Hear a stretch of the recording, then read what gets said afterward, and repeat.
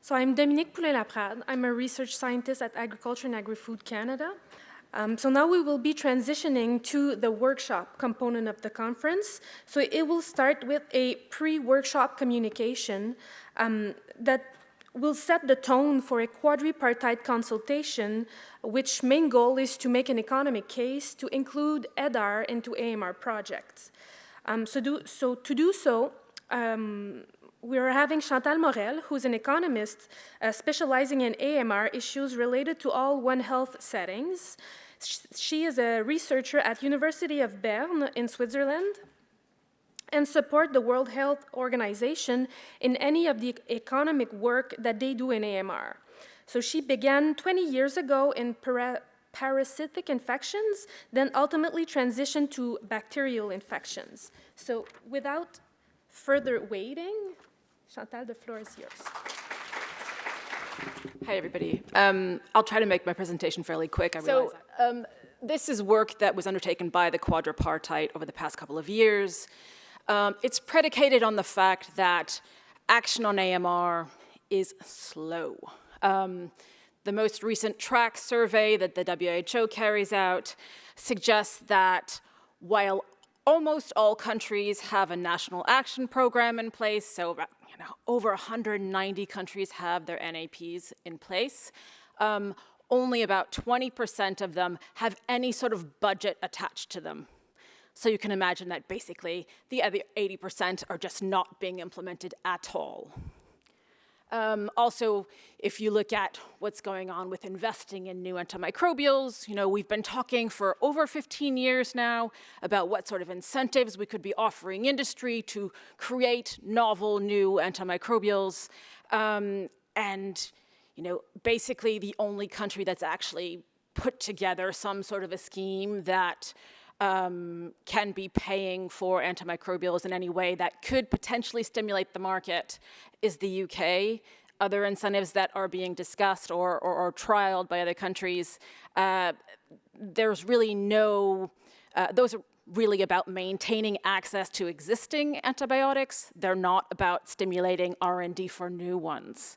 So it's important also not to get lost in that sort of dialogue, because actually what's going on is really, really little. So this work was undertaken based on the idea that, okay, why is action so slow? We think probably it's slow because decision makers are having trouble understanding the magnitude of the AMR problem relative to other pressing economic and political issues, right? It's hard to compare apples and oranges unless you give them a common metric. So this work is intended to put things in economic terms such that decision makers, including ministers of finance, can look at the AMR problem and make some informed decisions about how and how much to take action. I basically just jumped the gun, but let me go through some of the other reasons why action on AMR may be slow. The authorities, in theory, are poised to take action on the will of the people. However, AMR, in many ways, it's, we call it sort of the silent growing concern. It lacks the sort of emotiveness that other therapeutic areas, perhaps cancer, have. Of course, it lacks that emotiveness today, probably won't lack that emotiveness in future.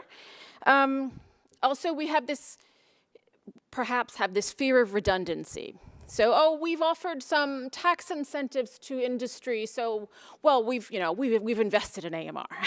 Check, did that. Also, of course, we have this philosophical stance, especially when it comes to investing in new technologies. We don't dare, especially, well, at least in Western countries, we don't really want to intervene too much in the market with industrial policy and offer big subsidies. We do it in other areas, but we don't want to do it here. Also, perhaps we're overlearning from the COVID experience. During COVID, we saw that we could produce brand new vaccines within the duration of a year. Perhaps we think we can do that with antimicrobials as well, with antibiotics as well. And then finally, perhaps it's because we don't know how to compare AMR to other areas. So this is what this work is about. So looking at how much AMR is going to cost the global economy in future is a pretty challenging task for different reasons. So on the practical end, there is really, the data coming from the different sectors really varies. We have a reasonable amount of data on the human side of things. When it comes to the animal side of things, we basically have no data on how AMR is impacting the health of animals. In many cases, many of these animals don't live long enough that we, that we know that they have a resistant infection. If they don't respond to treatment, well, we might just send them earlier to slaughter. Unfortunately, they may end up in the food chain. But then on the environment, we've had relatively little data. Also, from the agricultural side of things, we tend to look at, well, mainly we've been looking at, how the use of antimicrobial growth promotion, increases feed efficiency. Again, we haven't been looking at how the use of AGPs impacts anything beyond that, including the impact on humans, whether it be via the food or via the environment. We have no data. And then again, so we have our three One Health sectors, but the interface between them is really lacking in terms of the evidence. Now, conceptually, in trying to predict what the economic burden associated with AMR is going to look like, we also have some challenges. So first, in trying to define what we mean by AMR, we have to make some important decisions about, how we are, basically, what is our comparator? So we're looking at the costs with AMR, but we have to compare it to something. So do we compare it to a situation where all the resistant infections become susceptible, or do we talk about that compared to all infections that had resistance? We hit some theoretical conflicts very quickly with this. Also, in order to capture the cost related with AMR, we have to look at whether or not our actions when there's a susceptible infection versus a resistant infection are different. So, for example, if we, clear out some farms because we've detected, an outbreak of salmonella, do we act differently if we detect an outbreak of resistant salmonella? If we don't react differently, we're not going to capture that cost. There's not going to be an added cost that we capture very easily to use within this estimation. And then finally, it also is related to our treatment policy. So a kind of an obvious example is in the treatment of pigs. So pigs being the animal that receive the most antimicrobials, and one of the reasons that they receive it is for treating toxigenic E. coli. Since we can no longer use colistin, we are using neomycin. And neomycin is effective, well, about half of the pigs, or maybe the piglets, are resistant to neomycin. So their infections are resistant. So when we're looking at the costs associated with this, are we going to look at the costs associated with those resistant infections, those 50% infections that are resistant to the neomycin? But actually, we have another drug that we could have used, but we're not allowed to use it. So this also has to reflect what our current treatment policy is. So just to add one more little conceptual complication. Now, despite these challenges, the Global Leaders Group on AMR, which is a high-level political group that's trying to give some awareness on political level about AMR, asked the Quadripartite organizations a couple of years ago to look into this issue. So they have basically been sort of the political leadership. Then within the Quadripartite organizations, along with the OECD and a little bit the bank, we've had 3 modeling groups working on this, And we've had an external advisory board made up of more technical people from across the different sectors and across the globe who have been advising on a technical level. Now, initially when we set out to do this, we really wanted to make it, have a proper One Health perspective.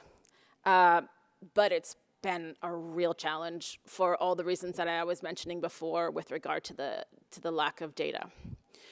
We looked at many different ways to do this, including, this is probably the closest we've come to bringing all the different sectors together. These are causal loops diagrams. You can probably see it a little bit better here. So we sort of designed it only to realize, okay, no, there's no way we can do this. We just don't have good enough data. So we ended up going with, so just to give you a little bit more context, we were a little bit pressed for time because there is the UN high-level meeting on AMR that's taking place this September in New York, and we knew we needed to have some estimates to inform the discussions at that meeting. So we couldn't just take forever. We had to choose. So we went with a model that already existed, that had been developed by the OECD, and had already been adjusted to look at AMR specifically. So we sort of further tuned this and expanded it out to try to cover all countries. And the way this works is basically it uses epidemiological data and demographic data to create synthetic cohorts. And then depending on that, each person has a chance of getting an infection. I can show you the infections in a second. And then from that, using resistance proportions, we see, okay, do they have a chance of getting, what is their chance of getting a resistant infection? And then if they have a resistant infection, there's a cost associated with them missing work from days inpatient or needing additional outpatient visits.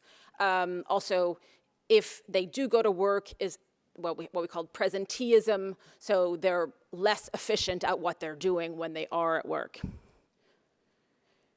Now, the study covered, basically it divided up the world into 14 regions, so these were first divided by WHO region and then split up by income category according to the World Bank income definitions. We used 18 different bug-drug combinations, so only bacterial and agent combinations. We looked at 2 time horizons, so up to 2035 and up to 2050.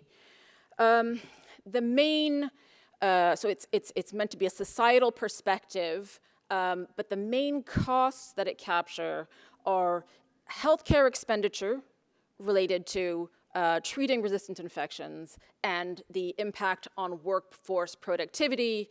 So these are the missed days of work or being less efficient at work, and then bringing into it basically national average wages. Okay, not terribly granular, but anyway. So it's workforce productivity based on wage loss. Mortality was captured by looking at the change in life expectancy. Basically, since we were looking over a fairly long period of time, the people in the model end up dying of something, or at least the people in the kind of the higher age cohorts. So they die of something. So it's a bit easier for us to be capturing sort of changes in average trends in life expectancy rather than looking at direct changes in mortality. We used a counterfactual of no infection. And the scenarios that we looked at were, what is AMR likely to cost us if we continue with our current level of activity? So if we continue doing what we're doing in terms of tackling AMR across the sectors, exactly like we're doing today, what's this going to look like in 15, 20 years' time? That's our business as usual scenario.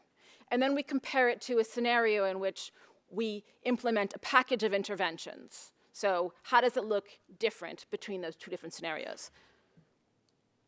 So quickly, the findings from the study. We found that overall, globally, we will see a loss in life expectancy of 1.8 years, basically over the next decade. But with quite a bit of variation across the sectors.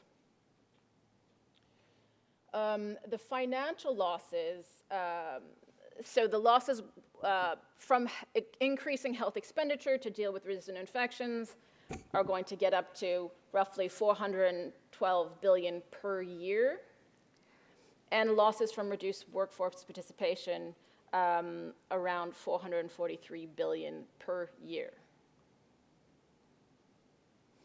Now, what if we are more proactive? What if we do put in place a really good package of One Health interventions globally? We went through a very extensive process to try to come up with the best package of interventions we could. So this was several different literature reviews, then followed up with expert consultation and sort of several iterations of this process. And we were able to sort of distill down a list of 52 One Health interventions. Great, a lot of interventions. Unfortunately, though, when we then went to look at the economic evidence, so cost and effectiveness evidence, it really brought the number down. So we ended up with a package of 13 interventions, okay? And now most of these are human interventions. I think we had one from the environment, mainly having to do with treatment of hospital wastewater, and one from the animal side of things. So this is our package of interventions. Now, when we looked at the cost that would be required to implement this package of interventions, we found that it would be roughly $46 billion per year. Now, this is much higher than what has been estimated in the past. In terms of the cost distribution across the interventions within the package, I don't know if I have a pointer.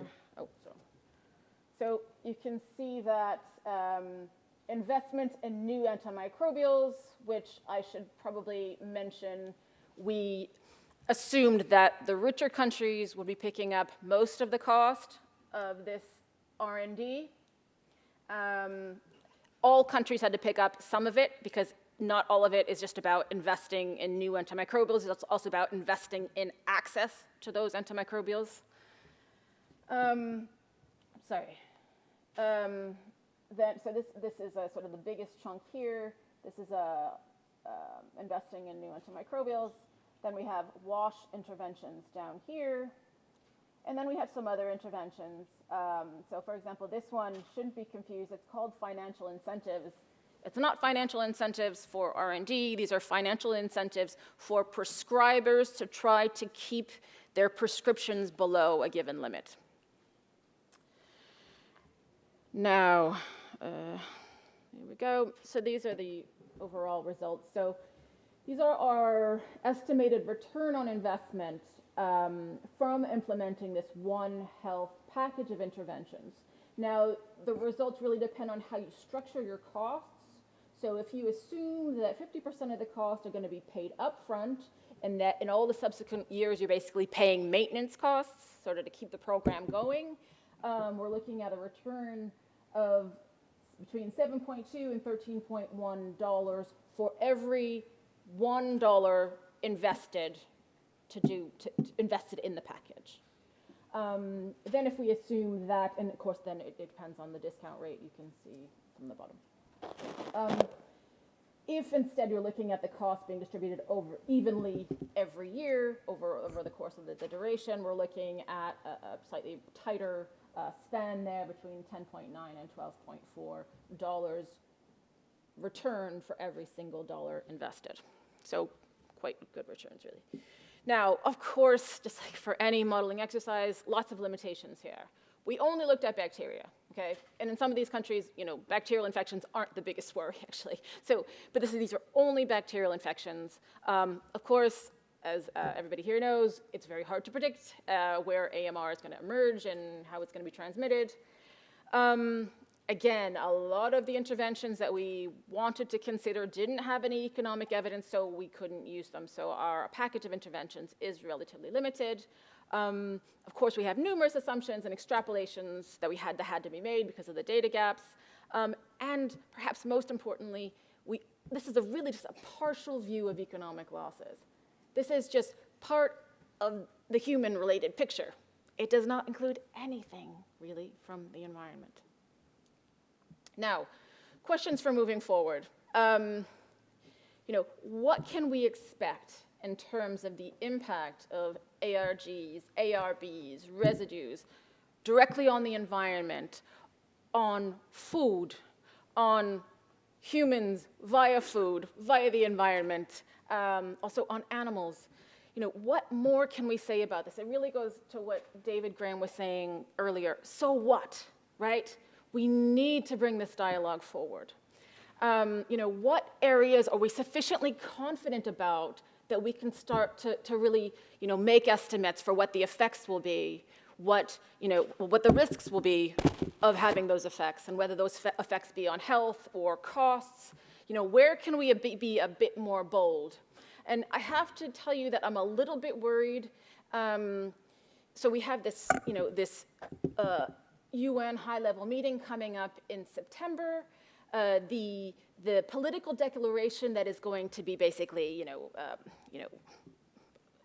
a major contribution to that effort in New York, it has been drafted. There is a zero draft that exists. And I can tell you that the inclusion of environment within it is minimal. It is so cautious. It's as if we know really so little. And while I understand that caution, because we're just getting our heads around this, I wonder if there isn't a risk of being too conservative, and that the big decisions about taking action on AMR and where the resources are going to be allocated, they're going to happen really soon. And in order for the environment to be given any priority in those discussions, I think we need to be a little bit more bold. And so just as a last mention, if in your workshops today you can try to push things a little bit further in tackling this so what, as David mentioned this morning, it would be great. Thank you. Does anyone has a question for Chantal? The comment here. The question is, I think that we need to see this in terms of actions that also provide what I call collateral benefits. Because particularly in the environmental domain, many of the actions that we are considering, they are not only helping us in terms of reducing transmission of antibiotic resistance, they're also reducing a lot of other problems. In particular, we talk about wash interventions, sewage treatment, wastewater management, fecal waste management, etc. And I think that would benefit of sort of stressing that we're not only solving one problem here, we're solving maybe a big, huge chemical problem also if we invest in waste management. And getting that through can also help people actually take action and see the economical benefits of it. Thank you, Joachim. Great point. I think this really highlights the fact that we're coming to see AMR in a very, we're basically coming at AMR now in a very vertical way. And we've sort of taken it out of infectious diseases. It's really seen in such a narrow way. I mean, sure, it's great for people like me, who maybe, and lots of you who specialize in AMR, but is it really the best way to be tackling this? And like you said, there are so many co-benefits. And in studies like this, we don't capture that. So I would say that's a great argument for rethinking, sorry, maybe I'm not supposed to be bringing this up now, but rethinking how we're tackling this and looking at this much more broadly, and AMR as a part of infectious diseases and also as part of like health system strengthening and these much wider issues rather than just looking at AMR. So yeah, thanks for the point. Andreas Hähner, Hoffmann La Roche, Switzerland. As an economist, I would like to ask you the following question. What is the incentive for the pharmaceutical industry to come up with new antibiotics? So having in mind the development cost of 1 to 3 billion for a new drug. Yeah, I mean, that's not be able to sell such a new antibiotic because we are because we don't want to, right? Yeah. What do you there think? is, I mean, right now there basically is no incentive to create novel antibiotics, right? We have stewardship policies in place that bring volumes down low. We want them to be as low as possible. We don't even want to use them. We just want to have them ready. But we need to then put in place, delinked incentives that then can remunerate the companies who do undertake this, high risk, very expensive type of R&D, but in a way that delinks from the unit sales. Basically just to get things going again. We've been talking about the types of incentives to use now for a long time. And we know that basically we now have about 2 that are pretty good and that would probably work. But it's a matter of getting the political will to actually implement them.